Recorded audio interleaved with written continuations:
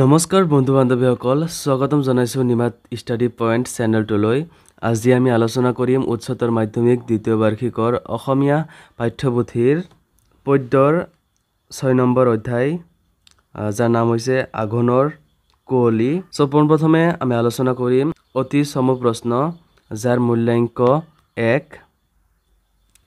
প্ৰথম প্ৰশ্নটো হৈছে, কবি কেশৱ মহন্তই কোনখন কাব্যগ্ৰন্থৰ বাবে সাহিত্য একাডেমী বঁটা লাভ কৰিছিল? উত্তৰ হ'ব কবি কেশৱ মহন্তই মোৰ যে কিমান হেঁপাহ কাব্যগ্ৰন্থৰ বাবে সাহিত্য একাডেমী বঁটা লাভ কৰিছিল। 2 নম্বৰ প্ৰশ্ন, কেশৱ মহন্তৰ দ্বাৰা ৰচিত এখন গীতৰ পুথিৰ নাম লিখা। উত্তৰ, কেশৱ মহন্তৰ দ্বাৰা ৰচিত এখন গীতৰ পুথি হ'ল মোৰ যে কিমান হেঁপাহ।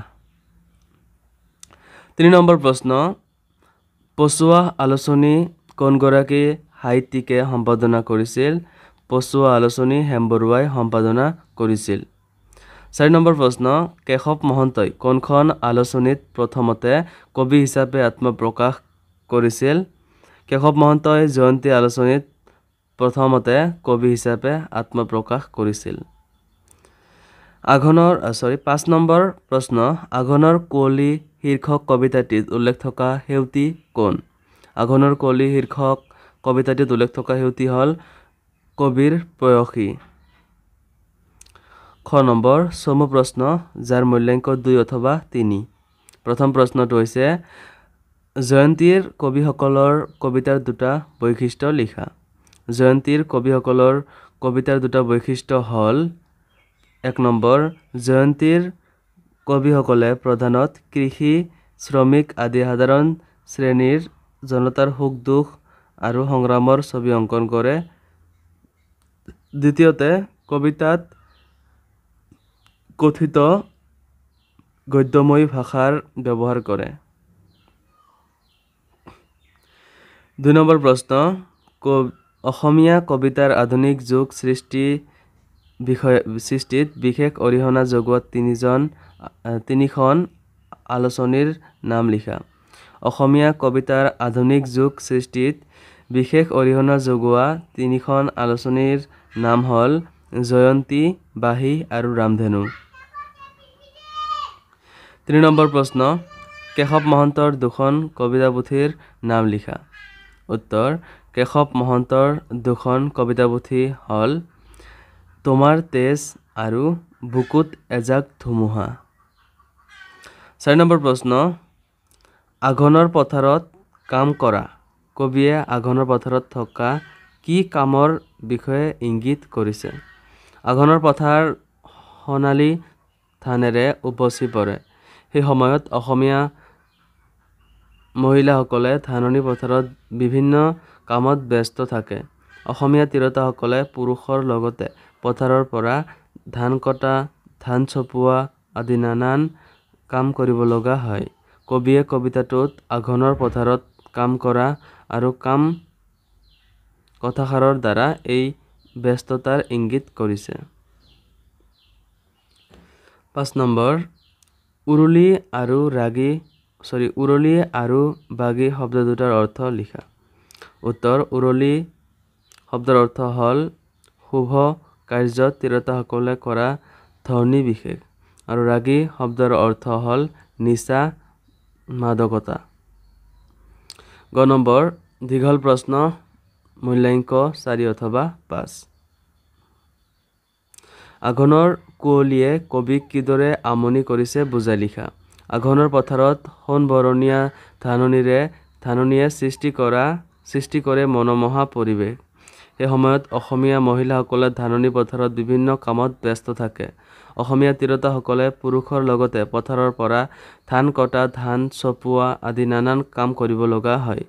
আঘোণৰ পথাৰত দাৱনীৰ তলমূৰ ওপৰ কৰিব নোৱাৰা নিচিনাকৈ কাম থাকে। দাৱনীবোৰৰ মাজত কবিৰ কল্পনাৰ সেউতীজনীৰ বিষয়ে উল্লেখ কৰিছে। তেওঁৰ সেউতীয়ে এমুকৰা তামোল খাই ধান দাই থকাৰ ছবি উত্থাপন কৰিছে। তেওঁৰ কল্পনাৰ 70 বছৰীয়া দাৱনীগৰাকী তামোলৰ পিকৰ সৈতে থকা ৰঙা ওঠ, ডালিম, গুটিয়া দাঁতৰ হাঁহিটিয়ে ধান কাটি থকাৰ দৃশ্যটো অংকন কৰিছে। কিন্তু আঘোণৰ কুঁৱলীয়ে পথাৰখন ঢাকি ৰখাত তেওঁ কাকো ভালদৰে মানিব পৰা নাই। তেওঁৰ মন সেউতীৰ কাষলৈ উৰা মাৰিছে। আনকি সেউতীৰ মনৰ কথা জানিবলৈ বৌয়েককো খাটনি ধৰিছে।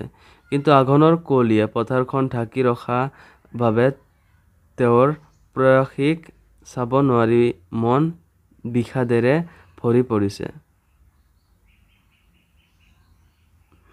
২ নম্বৰ প্ৰশ্ন, আঘোণৰ পথাৰৰ মন পৰশা চিত্ৰ আঘোণৰ কুঁৱলীত কেনেদৰে প্ৰকাশ পাইছে আলোচনা কৰা। উত্তৰ, আঘোণৰ কুঁৱলী কবিতাটিত কবি কেশৱ মহন্তই আঘোণৰ পথাৰৰ এটি মনোমোহা চিত্ৰ অংকন কৰিছে। আঘোণৰ কুঁৱলীয়ে বাট ভেটি কবিক আমনি কৰিছে। ডাঠ কুঁৱলীৰ আৱৰণে কবিক একোকে নমনা কৰি তুলিছে। কবিৰ ভাৱ হয়, কুঁৱলী নথকা হলে তেওঁ সোণ বৰণীয়া ধানৰ মনোমোহা দৃশ্য দেখিলেহেঁতেন। মূৰত আধা বন্ধা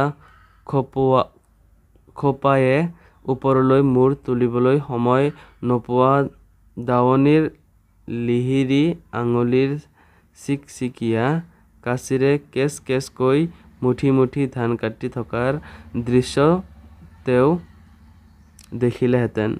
লগতে লঘু পৰিহাসময় হাঁহিৰে দাৱনীসকলে ইটিয়ে সিটিক জোকোৱা আৰু প্ৰাণ চাঞ্চলময় মধুৰ ধেমালিবোৰ কবিয়ে দেখিব পাৰিলেহেঁতেন। গাভৰুহঁতে তামোলৰ পিকেৰে ওঠ লাল কৰি হাঁহিৰে চঞ্চলা ধেমালিবোৰ চাবলৈ কবি আগ্ৰহী। তেওঁৰ মন সেউতীৰ কাষলৈ উৰা মাৰিছে। আনকি সেউতীৰ মনৰ কথা জানিবলৈ বৌয়েককো খাটনি ধৰিছে। কিন্তু আঘোণৰ কুঁৱলীয়ে পথাৰখন ঢাকি ৰখা বাবে তেওঁ প্ৰয়াসীক চাব নোৱাৰি মন বিষাদেৰে ভৰি পৰিছে। এনেদৰে কবিয়ে আঘোণৰ পথাৰৰ সহজ সৰল চিত্ৰ অংকন কৰিছে। ৩ নম্বৰ প্ৰশ্ন, আঘোণৰ কুঁৱলী শীৰ্ষক কবিতাটিত সহজ সৰল প্ৰেমৰ চিত্ৰ কেনেদৰে অংকিত হৈছে বুজাই লিখা। উত্তৰ, আঘোণৰ কুঁৱলী কবিতাটিৰ মাজেৰে এফালে আঘোণৰ পথাৰৰ সোণ বৰণীয়া ধাননিৰ মনোমোহা পৰিৱেশৰ মাজত নিভাঁজ প্ৰেমৰ সন্ধান আৰু আনফালে আঘোণৰ কুঁৱলীয়ে বাট ভেটি প্ৰেমৰ পথত আমনি কৰাত কবিৰ অন্তৰত যি বিষাদবোধ সৃষ্টি হৈছে তাৰ সহজ প্ৰকাশ ঘটিছে। মূৰত আধা বন্ধা খোপা ওপৰলৈ মূৰ তুলিবলৈ সময় নোপোৱা দাৱনীৰ লিহিৰি আঙুলিৰ চিকচিকীয়া কাঁচিৰে কেচ কেচকৈ মুঠি মুঠি ধান কাটি থকাৰ দৃশ্য তেওঁ দেখিলেহেঁতেন। লগতে লঘু পৰিহাসময় হাঁহিৰে দাৱনীসকলে ইটোৱে সিটোক জোকোৱা আৰু প্ৰাণ চাঞ্চলময় মধুৰ ধেমালিবোৰ কবিয়ে দেখিব পালেহেঁতেন। ১৭ বছৰীয়া ভৰ যৌৱনা গাভৰুহঁতে তামোলৰ পিকেৰে ওঠ ৰঙা কৰি হাঁহিৰে চঞ্চলা মনে যা বুলি ঠেলা মাৰি কৰা অকপট ধেমালিবোৰ চাবলৈ কবি অতিকৈ আগ্ৰহী। মন হাঁহ খেদি বন শেষ হ'ল। কবিৰ বৌয়েকক কবিক সেউতীৰ কথা কৈছিল। কিন্তু কবিৰ মনত প্ৰশ্ন জাগিছে যে তেওঁৰ কথা সেউতীক কৈছিল জানো। আঘোণৰ কুঁৱলীত ধাননি লুকালে, দাৱনীক ঢাকিলে, সেউতীও হেৰাল। কবিক উপেক্ষিত কৰি হতৰ তৰাজৰী হাতেৰে থাকিল। এইদৰে আঘোণৰ কুঁৱলীত সহজ সৰল প্ৰেমৰ চিত্ৰ সুন্দৰভাৱে অংকিত হৈছে। ৪ নম্বৰ প্ৰশ্ন, আঘোণৰ কুঁৱলীত কবিৰ অন্তৰৰ বিষাদবোধ কিদৰে প্ৰকাশ পাইছে বুজাই লিখা। উত্তৰ, আঘোণ মাহত অসমীয়া তিৰোতাবোৰে পকা ধানবোৰ চপাবলৈ লিহিৰি আঙুলিতে কাঁচিখন লৈ মূৰত খোপা বান্ধি পথাৰত নামে। সিহঁতৰ লঘু পৰিহাসময় হাঁহি ধেমালিয়ে ডেকা কবিকে আকৰ্ষিত কৰিছে। কবিয়ে অলপ দূৰৰ পৰা নচোৱাৰ ভাও জুৰি পথাৰত কাম কৰি থকা তিৰোতাবোৰৰ মাজত নিজৰ প্ৰেয়সীৰ সন্ধান কৰিছে কিন্তু আঘোণৰ কুঁৱলীয়ে পথাৰখন ঢাকি ৰখাত তেওঁক আকৌ ভালদৰে মনিব পৰা নাই। কবিয়ে তেওঁৰ প্ৰেয়সী সেউতীৰ তামোলৰ পিকেৰে ৰঙা হোৱা উটজুৰি চাবলৈ ব্যাকুল হৈছে। তেওঁ মন সেউতীৰ কাষলৈ উৰা মাৰিছে, আনকি সেউতীৰ মনৰ কথা জানিবলৈ বৌয়েককো খাটনি ধৰিছে। কিন্তু আঘোণৰ কুঁৱলীয়ে পথাৰখন ঢাকি ৰখা বাবে তেওঁৰ প্ৰেয়সীক চাব নোৱাৰি মন বিষাদেৰে ভৰি পৰিছে। ৫ নম্বৰ প্ৰশ্ন, প্ৰসংগ সংগতি দৰ্শাই ব্যাখ্যা কৰা। ক, আঘোণৰ পথাৰত দাৱনীৰ কাম আছে, মুঠি মুঠি কাঁচি ডাঙৰি ডাঙৰি কাম আছে, আঘোণৰ পথাৰত কাম আৰু কাম। উক্ত কবিতাফাঁকি আমাৰ পাঠ্যপুথিৰ কেশৱ মহন্তৰ দ্বাৰা ৰচিত আঘোণৰ কুঁৱলী নামৰ কবিতাটিৰ পৰা তুলি দিয়া হৈছে। কবিতাফাঁকিৰ মাজেৰে কবিয়ে আঘোণৰ পথাৰত দাৱনীৰ লানি নিছিগা কামৰ সম্পৰ্ক ব্যক্ত কৰিছে। আঘোণৰ পথাৰ সোণালী ধানেৰে উপচি পৰে। সেই সময়ত অসমীয়া মহিলাসকলে ধাননি পথাৰত বিভিন্ন কামত ব্যস্ত থাকে। অসমীয়া তিৰোতাসকলে পুৰুষৰ লগতে পথাৰৰ পৰা ধান কটা, ধান চপোৱা আদি নানান কাম কৰিব লগা হয়। কবিয়ে কবিতাফাঁকিৰ দ্বাৰা এই ব্যস্ততাৰ ইংগিত ধৰিছে। খ নম্বৰ, আঘোণৰ আকাশতে উৰুলি ৰাগি আছে আঘোণৰ আকাশত ৰাগি আৰু ৰাগি। উদ্ধৃত কবিতাফাঁকি আমাৰ পাঠ্যপুথিৰ অন্তৰ্গত কেশৱ মহন্তৰ দ্বাৰা ৰচনা কৰা আঘোণৰ কুঁৱলী নামৰ কবিতাফাঁকিৰ পৰা তুলি দিয়া হৈছে। কবিতাফাঁকিৰ মাধ্যমেৰে কবিয়ে আঘোণৰ পথাৰৰ আকাশত প্ৰকাশ পোৱা এক অন্যতম ৰাগিৰ কথা ব্যক্ত কৰিছে।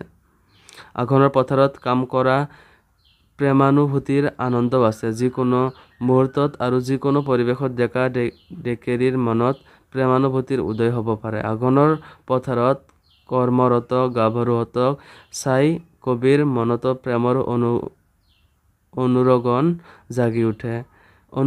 আঘোণ মহীয়া পথাৰৰ ওপৰেদি বন হাঁহবোৰ উৰি যোৱা দেখিলে ডেকা গাভৰুৰ মন এক বিশেষ ৰাগিত উৰা মাৰে ভালপোৱাৰ কাষলৈ। কবি জনাৰ মতে এই ৰাগি সমগ্ৰ আকাশজুৰি বিয়পি অৰ্থাৎ প্ৰতিস্ফুট হৈ আছে। গ নম্বৰ প্ৰশ্ন, আঘোণৰ কুঁৱলীত ধাননি লুকালে, আঘোণৰ কুঁৱলীৰ দাৱনি ঢাকিলে, আঘোণৰ কুঁৱলীতে সেউতী হেৰালে, ডাঙৰি বান্ধিম বুলি তৰা জৰি তলাতে থাকিল। উক্ত কবিতাফাঁকি আমাৰ পাঠ্যপুথিৰ কেশৱ মহন্তৰ দ্বাৰা ৰচিত আঘোণৰ কুঁৱলী নামৰ কবিতাটিৰ পৰা তুলি ধৰা হৈছে। কবিতাফাঁকিৰ মাজেৰে কবিয়ে আঘোণৰ পথাৰত কুঁৱলীয়ে কৰা আমনি আৰু অসুবিধাসমূহ ব্যক্ত কৰিছে। আঘোণৰ পথাৰত সোণবৰণীয়া ধাননিয়ে সৃষ্টি কৰে মনোমোহা পৰিৱেশ। সেই সময়ত অসমীয়া মহিলাসকলে ধাননি পথাৰত বিভিন্ন কামত ব্যস্ত থাকে। দাৱনীৰ তলমূৰ ওপৰ কৰিব নোৱাৰা নিচিনাকৈ কাম কৰে। দাৱনীবোৰৰ মাজত কবিৰ কল্পনাৰ সেউতীজনীৰ বিষয়ে উল্লেখ কৰিছে। তেওঁৰ সেউতীয়ে এমকোৰা তামোল খাই ধান দাই থকাৰ ছবি উত্থাপন কৰিছে। তেওঁৰ কল্পনাৰ ১৭ বছৰীয়া দাৱনীগৰাকী তামোলৰ পিকৰ সৈতে থকা ৰঙা উঠ, ডালিম গুটিয়া দাঁতৰ হাঁহিটিয়ে ধান কাটি থকা দৃশ্যটো অংকন কৰিছে। কিন্তু আঘোণৰ কুঁৱলীয়ে পথাৰখন ঢাকি ৰখাত তেওঁক আকৌ ভালদৰে মনিব পৰা নাই। তেওঁৰ মন সেউতীৰ কাষলৈ উৰা মাৰিছে, আনকি সেউতীৰ মনৰ কথা জানিবলৈ বৌয়েককো খাটনি ধৰিছে। কিন্তু আঘোণৰ কুঁৱলীয়ে পথাৰখন ঢাকি ৰখা বাবে তেওঁৰ প্ৰেয়সীক চাব নোৱাৰি মন বিষাদেৰে ভৰি পৰিছে। চ' বন্ধুসকল, আজিলৈ এইখিনিয়ে। আশা কৰোঁ তোমালোকক ভিডিঅ'টো অলপ হ'লেও সহায় কৰিছে। যদি সহায় কৰিছে তেনেহ'লে এই চেনেলটোক প্লিজ ছাবস্ক্ৰাইব কৰি দিবা আৰু তোমালোকৰ বন্ধুবৰ্গৰ সৈতে ভিডিঅ'টো শ্বেয়াৰ কৰি দিবা। ধন্যবাদ।